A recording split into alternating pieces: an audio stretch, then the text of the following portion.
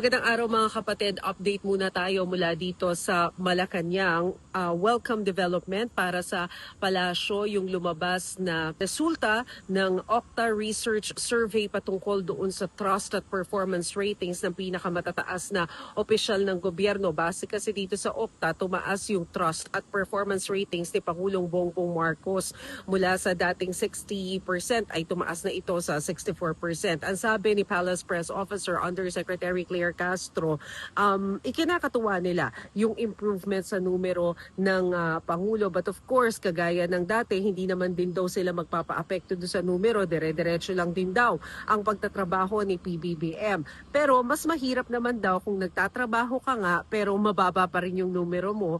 Pero lalong mas mahirap kung hindi ka nagtatrabaho pero mataas ang numero ng opisyal. So syempre tinanong natin sino bang pinatutungkalan ng Malacanang tungkol dito sa opisyal na ito. Pero ang sabi ni Jose Castro, edi kung sino yung mataas yung numero na hindi naman nagtatrabaho.